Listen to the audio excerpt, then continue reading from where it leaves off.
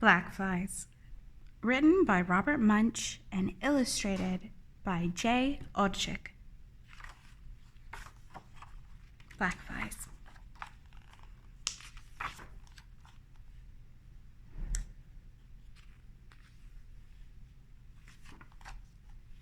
Helen got up very early one morning, looked out the window and said, "No snow. The snow is all gone. I love springtime."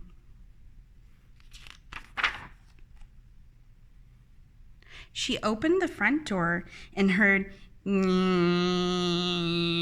"Oh no," said Helen.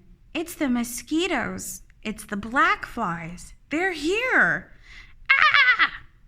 And she ran and hid under her bed. Then she got an idea. "I think," she said, "that I will see how bad the bugs really are." So she went to see her little sister and said, "Megan, could you go outside and tell me how cold it is?" "Well," said Megan, "I guess I can, but I get to watch my TV show when I come back." "No problem," said Helen.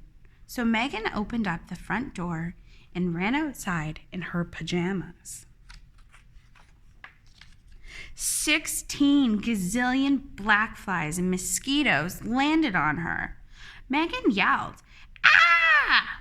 The 16 gazillion blackflies and mosquitoes picked Megan up and carried her across the road to the black spruce forest where the wolves and bears live.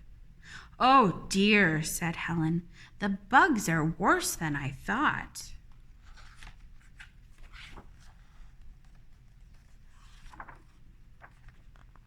Then Helen's father came downstairs and said, "Where's Megan?" "Well," said Helen, "I think Megan is in the woods in her pajamas." "In her pajamas?" yelled Helen's father. "And I'm going to get her right now." He ran out the door in his pajamas. Helen said, "I don't think that's a good idea." 16 gazillion mosquitoes and blackflies jumped on him, picked him up in the air, and carried him across the road to the black spruce forest where the wolves and the bears live. "Good heavens," said Helen, "I have to do something." So she looked for a can of bug spray.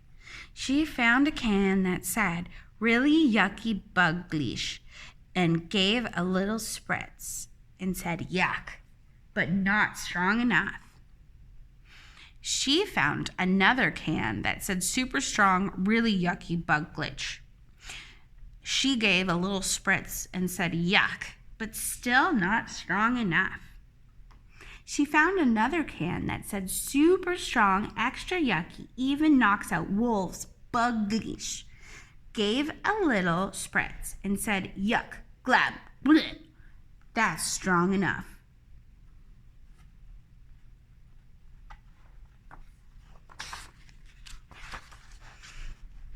Then Helen ran across the street and into the woods, spraying the bug spray in front of her.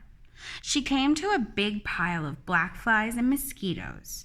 From underneath, something was yelling, "Ooh! Ah! Ugh!"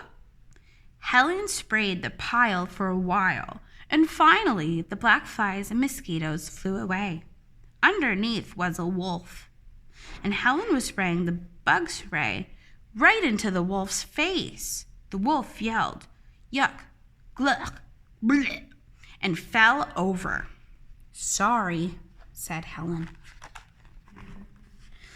Helen walked just more and more until she came upon a bigger pile of blackflies and mosquitoes.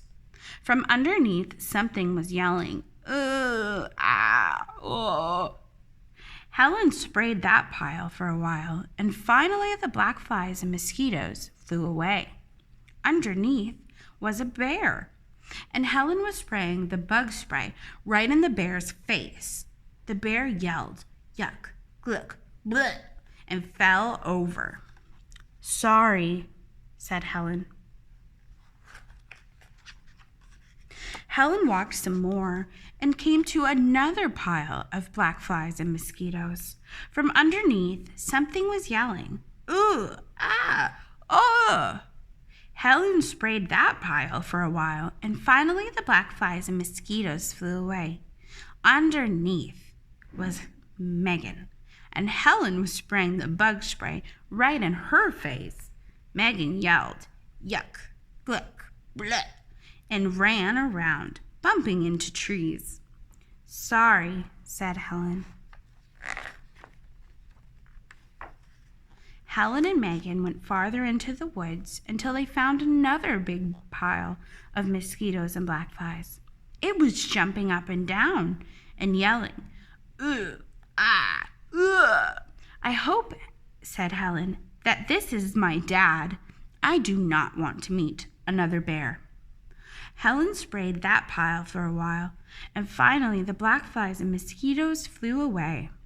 There was Helen's dad, and Helen was spraying the bug spray right in his face. He yelled, "Yuck, glack, bleh." "Sorry," said Helen. And they all stood still and heard a sound like this. That was 64 gazillion mosquitoes and black flies getting ready to come back because they had decided that they liked the bug spray. "Run," yelled Helen's dad, and they all ran really fast through the woods, across the road, through the front yard, and into the house.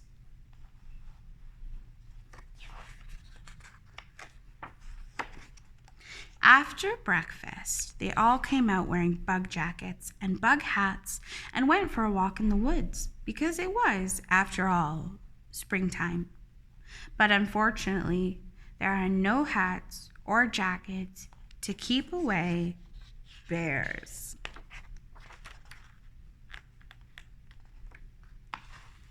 The end. And just a little information about the writer. Normally, Robert Munsch works with one specific writer, but in this story, he works with Odjick, who is an artist and writer from the Anishinaabe Algonquin community. So he is part of our Indigenous community, which is why we chose this book for today. So I hope you enjoyed Blackflies by Odjick and written by Robert Munsch, and got to enjoy a little story that was actually passed on to Robert Munsch through an Indigenous family. So thanks for listening.